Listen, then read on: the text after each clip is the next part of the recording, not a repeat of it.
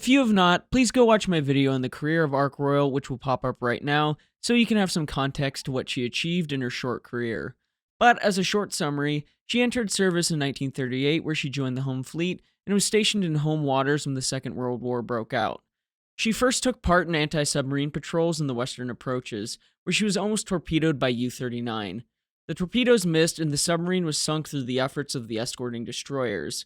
One of the first that Ark Royal helped in, as it was the first U-boat sunk of the war. These hunter-killer groups were ended after the sinking of Courageous, and Ark Royal helped in another first, with the first German aircraft shot down by a British fighter in the war, while helping to escort the submarine Spearfish back to home waters. She came under attack by German aircraft, and with a near miss that appeared to hit the ship, coupled with subsequent German reconnaissance failing to spot the carrier, German propaganda claimed that she had been sunk. This claim and rebuttal by the British gained the ship international fame, as it appeared in broadcasts and newsreels all around the world. With this newfound fame, the ship spent time in the South Atlantic as part of Force K to hunt for enemy shipping. Her presence was threatened enough to have a major influence upon the captain of the Grash Bay, in which he made the decision to scuttle a ship off Montevideo. The next several months saw her in the Mediterranean and then in Norwegian waters to help with Allied operations in the area. Following the fall of France and the evacuation of Norway, she joined Force H in Gibraltar to help in the unhappy task of neutralizing the French fleet in North Africa, helping in another similar operation after bombing operations in Sardinia and then a short refit. After rejoining Force H, she made further attacks on Italian bases and even participated in the Battle of Cape Spartivento in November of 1940, then helping with operations to take convoys to Malta along with aircraft, something that she would do very often in her career. Another thing that occurred more than once was her helping to find German raiders in the Atlantic, one of these being the German battleship Bismarck, wherein her Swordfish scored a torpedo hit on Bismarck's steering gear, which made it possible for the home fleet battleships King George V and Rodney to intercept and sink her. The intervening months between this action and her sinking, she spent either ferrying aircraft or covering convoys to Malta, and during Operation Perpetual, for which she sailed on November 12th in company with Argus and Force H under Admiral James Somerville, Ark Royal was hit by one torpedo. That's getting ahead of ourselves a bit, as in the autumn of 1941, Hitler made the decision to send a flotilla of U-boats to the Mediterranean to support Italian efforts in the Middle Sea, leading to the U-81 captained by Friedrich Guggenberger to be cruising off the Spanish coast. Ark Royal's latest mission, Operation Perpetual, had her running at high speed under the cover of darkness to deliver hurricanes to Malta. Everything had gone off without a hitch, and the operation was a success, delivering a majority of those aircraft safely to Malta, and Force H was nearing Gibraltar as their mission was over. To take from Ark Royal the life, death, and rediscovery of the legendary Second World War aircraft carrier by Mike Rossiter, Admiral Somerville had been warned some days earlier that German U-boats had been sighted south of Malaga. Force H normally approached Gibraltar to the north of the Spanish island of Albarin, where it had long been assumed that German spies reported details of their course. This information would be immediately passed to the U-boats, which threatened the safety of Somerville's ships. So he tried to fool the spies by steering to the south of Albarin, then ordering a rapid change of course to the north at the last minute. At 8:30 on the morning of November 13th, he sent a message to all the ships in the fleet warning them of the danger of enemy submarines. Swordfish aircraft from the Ark began flying at first light, two patrolling a wider arc about 3 kilometers ahead of the destroyer screen, with another 6 aircraft on long-range patrol. As the day carried on, the Swordfish from Ark Royal patrolled the skies above the group, and upon landing, the pilots were extremely tired, falling asleep after eating. A lot of the crew were tired as well, as it had been a long time since the crew had any leave. Not only that, but Ark Royal needed a refit. With the ship having streaked and damaged paintwork, vermin were getting to the mess decks and causing major problems. Rumors amongst the crew speculated, and were correct, that she was to go to America in early 1942 for a major refit, where she was to finally receive radar and other upgrades that would have seen considerable enhancements to her operational capability. However, this was not to be, as at 3:41 p.m., while steaming at 22 knots, a torpedo smashed into the side of Ark Royal out of a spread of 4 fired from Guggenberger's U-81. Some of the blast from the explosion vented up the bomb lift forward of the island, and the ship was felt to whip violently, with some witnesses on the battleship Malaya 400 yards away seeing aircraft on the deck being thrown into the air and bounced several times as they fell back onto the deck. While on Argus, seaman John Elias has this to say: "I saw a fountain of water shoot up from the side of Ark. A huge amount of spray was thrown up on the starboard side, and it seemed to me that there were 2 explosions. She took on a list almost immediately, within 30 seconds, I would say. According to British aircraft carriers, Design, Development, and Service Histories by David Hobbs, the area of maximum damage appeared to be between the keel and the starboard side abreast the island structure, and subsequent analysis calculated that a hole approximately 130 feet by 30 feet had been blown in the bottom plating, indicating a failure of the internal anti-torpedo structure. There is speculation that the hole might be too large for the warhead, but the initial speed of 22 knots might have made the hole bigger. Nevertheless, after the explosion, the starboard boiler room, air spaces, oil tanks, and watertight compartments began to flood, along with the main switchboard room and the lower steering position. Senior stoker Pocock has this to say at the time of the explosion. The lights went out and the place filled with fumes. We were thrown off our balance, and water came up a few seconds after the explosion. We evacuated straight away.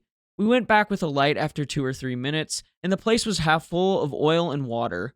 Then there was a signal to abandon ship, so we went up to the lower hangar deck. By the time we left, the water was about 10 feet above the floor plates. The port and centerline engine rooms continued to provide steam, but the centerline engine room began to flood slowly. After about 20 minutes, she healed from the initial list of 10 degrees to 18 degrees, and because of the flooding of the main switchboard room and telephone exchange, it caused the failure of all lighting, electrical power, and telephones, making the situation appear worse than it was, and a half an hour after the explosions, Captain Bond decided to bring destroyers alongside and began evacuating men, leaving the port and centerline engine rooms running. At about 4 p.m., the destroyer Legion came alongside and took off about 1,000 men, casting off at 4:48 p.m., by which time Bond had ordered damage control parties to save the ship. Upon receiving some initial damage reports, Ark Royal, although listing badly, apparently had stabilized. The watertight bulkheads were holding. Admiral Somerville, Captain Bond, and the senior officers understood what was at stake. They could not let the Germans gain this massive propaganda victory. Not only that, Force H could not afford to lose her. So Somerville, aboard Malaya, raced back to Gibraltar, and he ordered a massive rescue effort. Tugs and a small fleet of other craft were sent out to tow Ark Royal back to Gibraltar. However, by the time Bond had ordered the damage control parties to save the ship, several key personnel had already been taken off, like the engineering staff, who began reboarding Ark Royal to fight for their ship. The pumps they had to use were useless without power, and a serious flaw of Ark Royal reared its ugly head, as there was no source of emergency power. Although they could get steam from the port side, there was simply no way to get electricity. So at 5:30, less than a half an hour later, another escort destroyer, HMS Lefroy, came alongside to supply water to the boilers and run a cable onto the Ark Royal so that power could be supplied to the portable pumps. The crew worked hard to pump the water out, along with help from the crews of Hermione and Legion. By 10:24 p.m., it seemed that Ark Royal had her own steam and power once more, and that the flooding was under control following the aforementioned valiant effort. The ship was taken in tow by the tug Thames, with steam raised in the port boiler room and lighting restored. But the starboard engine room continued to flood slowly, increasing her list again to 17 degrees and flooding the boiler uptakes at the point on the starboard side where they were taken vertically up to the funnel.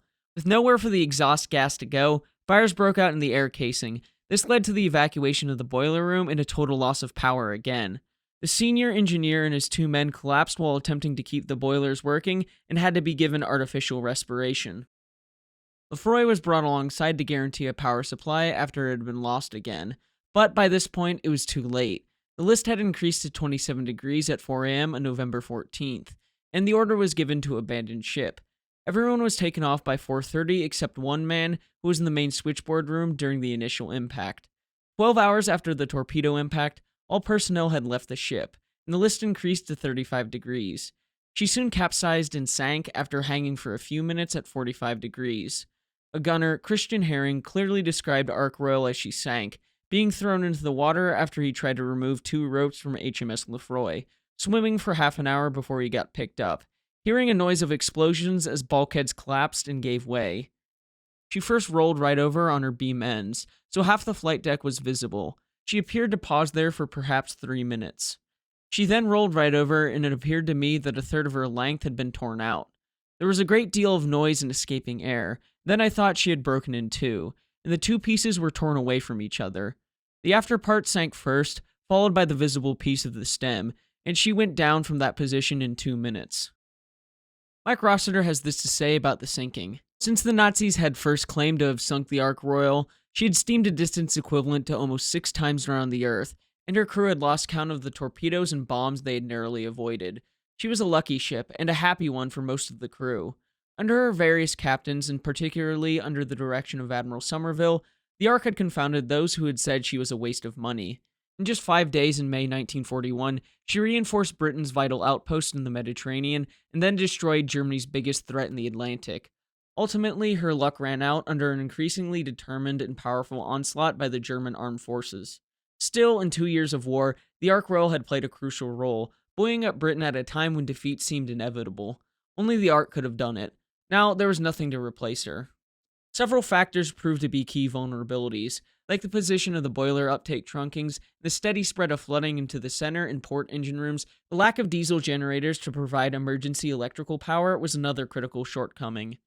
The early evacuation and the manhole covers and armored doors left open by men leaving the ship increased the rate of flooding, which lowered the hull in the water and immersed the funnel uptake trunking earlier than otherwise would have been the case. A board of inquiry, which I recommend you look into, stated that the Ark Royal could have been brought to an even keel, retaining enough buoyancy to reach the harbor, along with several other conclusions to help prevent something like this from happening again, and a court-martial of Captain Mond. Now, to dig into the board of inquiry and court-martial of Captain Mond is outside of the scope of this video, and a discussion about if she could have been saved. It should be noted that after Captain Mond had been found guilty of negligence, there was backtracking as to whether or not she could really have been saved. But what isn't out of the scope of this video is the wreck of Ark Royal, which was found in 2002. The wreck was located on the seabed at a depth of 3,497 feet by C&C Technologies of Lafayette, Louisiana, funded by the BBC, where they did a side-scan sonar survey and filmed the wreckage using an autonomous underwater vehicle, which found that 200 feet of the hull and the island had become detached, with the former being a quarter of a mile away from the main part of the hull, leading some to speculate that as she went under, the hull planed to the north and broke up near the surface as it continued to roll during its initial dive to the bottom, with the island and the flight deck tearing away from the hull at around the same time as the forward 200 feet of the hull, scattering debris as the ship tumbled to the bottom. British aircraft carriers' design, development, and service histories has this to say about the ship as it went to the bottom. The break was exactly along the bulkhead that separated the hangars from the accommodation areas forward. The main hull continued to roll slowly as it plunged downwards, eventually righting itself before crashing into the sea floor, still heading in a northerly direction. The debris field between the main hull and the bow is very interesting, as it contains aircraft, gun mountings, and lift platforms. All of this leads some to question the integrity of the welded hull, given the unexpected severity of the damage from a single torpedo hit. Again, this speculation in this portion of the video comes from the sources I have in the description. Her legacy lives on thanks to her crew, including the paymaster, Captain R.C. Steele, who later said at a post-war Ark Royal reunion that the contents of the ship's main safe, including currency, postal orders, and stamps with a value amounting to about £23,000, had been taken off in 2 large suitcases. As they were lowered to Legion, one fell into the sea. A stoker, at great personal risk, saved it. Also, when Ark Royal was evacuated, the ship's canteen fund, or the profits from the shops on the ship, was taken off. A meeting of the canteen committee was held in Gibraltar Dockyard on the 16th of November, 1941, close to Ark Royal's old berth, where the men decided how the money was to be used. Grants were made to the ships which had taken off survivors, and £100 was allocated to the next of kin of the sailor who was lost. The balance of £560 was used to create a silver bell inscribed with the ship's badge, the names of her captains, and battle honors, to be presented to future Ark Royals in perpetuity. The bell was cast on the 10th of December 1943 by Gillette and Johnson at its Croydon foundry. In a ceremony, the First Lord of the Admiralty and the ship's veterans presented it to the next Ark Royal in 1955, and then her successor in 1985, where some corrections were made to its construction before it was handed over. When there's no Ark Royal in service, the bell is kept on display to the public at the Fleet Air Arm part of the Museum of the Royal Navy at Royal Navy Air Service, Yeovilton. The legacy of Ark Royal can be seen through her impactful, albeit short career, being arguably the most famous ship to bear the name, especially with the role that her swordfish played in the sinking of the Bismarck. Thank you all for watching, and until next time, my friends, good luck this week.